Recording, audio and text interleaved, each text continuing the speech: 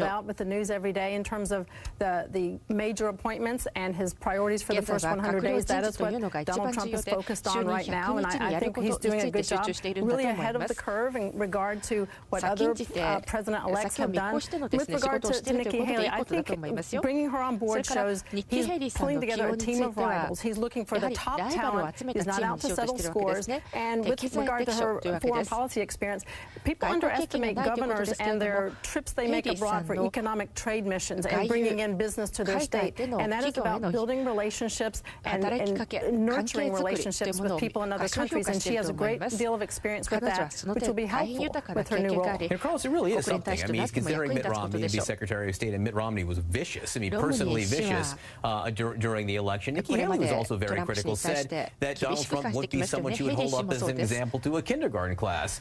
And yet Donald Trump is bringing her into the fold. You know, good news for never-Trumpers and for those who opposed him. He clearly is extending olive branches over the last week, both policy-wise and with people.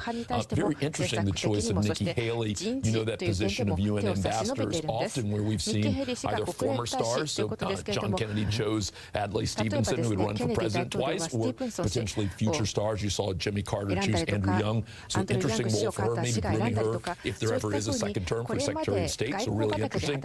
I think that Betsy DeVos one, though, is the one we actually should be talking about, because our children, this will represent dramatic change.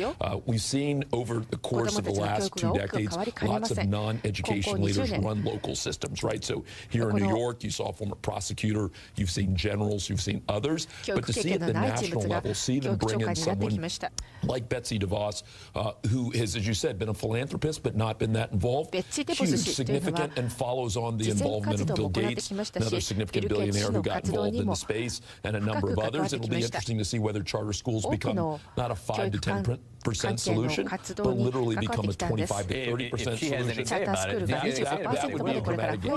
Donald Trump has been supportive of school choice, and that's where she is. So I believe she will help move that ball down the field. All right, guys, stick around. We got a lot more to talk about. We have more time, too, including the sniping and griping and lobbying against Mitt Romney being offered the Secretary of State job. And later, with Hillary Clinton's popular vote lead now right around the 2 million mark, some computer experts want to recount in 3 states that made the difference between winning and losing. The big question, what kind of evidence do they have? We'll talk all about it when 360 continues.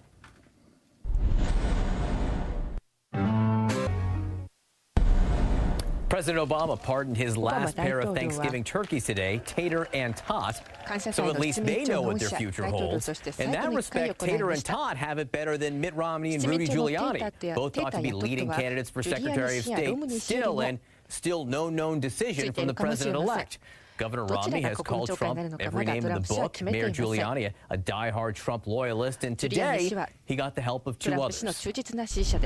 I will support whoever President-elect Trump picks, because he has the right, I think, as the new president, to build the team he wants to build. But I would suggest there are a lot of other people who are more qualified than Romney in foreign policy, and who are also have not been as actively hostile as he's been. It's not about that I don't care for Mitt personally, but I'm still very unhappy that Mitt did everything he could to derail Donald Trump. He didn't just go after him from a standpoint of saying, I disagree with his policy on immigration, I disagree with his policy on taxes. He attacked him on a personal level about his character, integrity, his honor. Back now with our panel, Alice Stewart, you worked for Mike Huckabee for a long time there. He said it's not personal for him, but he really doesn't want Donald Trump to pick Mitt Romney. Well, when you talk about integrity and honor, there's Mike Huckabee's picture, and he has been a loyal supporter of Donald Trump since the moment he got out of the race, and he's been very defensive of those who have been critical of Donald Trump. So yeah, it is something that he feels very strongly about as to who gets what position. And I think Governor Huckabee would be great for several of these positions. Ambassador to Israel would be great. But he has taken it, he would understand if there's policy differences and you disagree with where Donald Trump is on some of the issues, but in his mind, he feels as though Mitt Romney took it a little bit too far. He doesn't want the tall tall, slim, handsome guy who came out against him, all of a sudden to get the goods, that would be out of some cartoon. There certainly would be frustration, but what a big way for Trump to say that the worst that you expected of me, maybe there's better ahead. And I have a feeling that this was at first a balloon he was floating, and the more it's become popular, the more Rudy has seemed to have some troubles. The more you begin to see them float Rudy's name, not for that, but for an alternative position, which is interesting to see it kind of, I won't say metastasize, but certainly evolve. Jeffrey Lord, I don't know that I've seen a campaign like this. First of all, Rudy Giuliani sort of openly campaigning for Secretary of State, and now the sort of the negative campaign against Mitt Romney for Secretary of State. I haven't seen anything like this, I think, during a transition. But do you think there is a risk for Donald Trump here in alienating some of his supporters? When you have Giuliani, well, not Giuliani, when you have Gingrich, when you have Huckabee, and you know there are others out there who, Sean Hannity has been tweeting about this, who look on even the possibility of Romney pick as offensive. Well, in my view of this, if the president-elect can pick Mitt Romney and can get over Mitt Romney, then, you need to sign on. He is the president. He gets to make the decision. This is not about Mitt Romney or anybody else. It's about the American people selecting Donald Trump as their president. They did. He has the right to make the decision. The one thing I would just caution, though, is that if there are differing worldviews, in this case, since it's the position of Secretary of State, you want to make very careful that your Secretary of State is on board with you. I mean, it's one thing to disagree in private, but it's another thing to be heading off in another direction altogether. Loyalty, in other words, to the president, and that's very important. And if the president-elect is satisfied with it, then I think the rest of us should be. Well, one thing we are seeing is one group of people who do have loyalty to Donald Trump and do share his worldview is apparently his family. Right? There's a story now in the Wall Street Journal today which says that Donald Trump Jr. went to France, attended a conference which had essentially pro-Russian, activists there wanting, U.S. and Russia to partner inside Syria. But the bottom line here is Donald Trump engaged in foreign policy for now President-elect Trump, just then candidate Trump. Is this appropriate, Phil? I'm racking my brain trying to think about how this would be a particularly appropriate thing to do. I mean, look, Donald Trump said in this interview yesterday at the New York Times essentially that he wasn't overly concerned about the overlap between his business interests and the interests in the country. And I get why he ran as a businessman. He assumes that people knew he had these business interests and that there might be some conflict here. He doesn't see that as a problem. But I think it is both unique in terms of what we've seen from recent politicians, particularly recent presidents, but it also is, we don't want people to have to question if Donald Trump and his family are putting their interests ahead of the country's interests. And the challenge is that Donald Trump has said that his three oldest kids are going to be running his business. And so to have Donald Trump Jr. out there essentially doing negotiations with other folks, obviously with the imprimatur of his father, whether or not it's formal, that's hugely problematic. And all it does is reinforce these existing questions people have about where Trump's focus will be once he's in. Now, they say that the Trump campaign, or Kellyanne Conway says, he wasn't there negotiating. He was there at a conference about the presidential election, had conversations.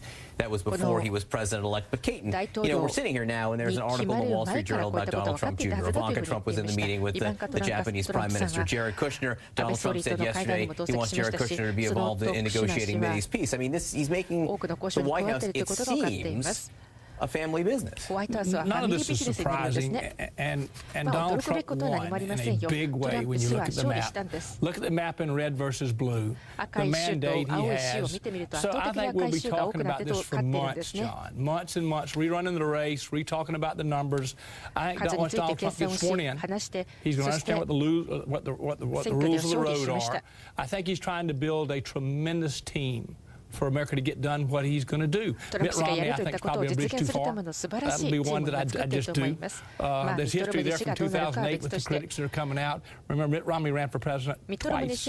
So some of this is all getting caught up in the minutiae. You don't have to scratch too far to find people who come out against Mitt Romney. Quick, Karine, then we're going to take a break. I was just going to say, Donald Trump did not win with a mandate. President Obama in 2008 and 2012 won with a mandate. Donald Trump lost the popular vote. He's behind about 2 million people. people, so he just wanted to make that clear. He did not win with Bob. Although he is the president because of the Electoral College, I understand that, but it's not with them. This is a great segue to our next segment right now. We're going to talk about votes and counting votes because several top security experts are now recommending an audit of the vote results in 3 crucial states. And Jill Stein, remember her, has raised hundreds of thousands of dollars towards asking for a recount. She may have even just topped $1 million as we've been on this show. So we're going to talk about this next.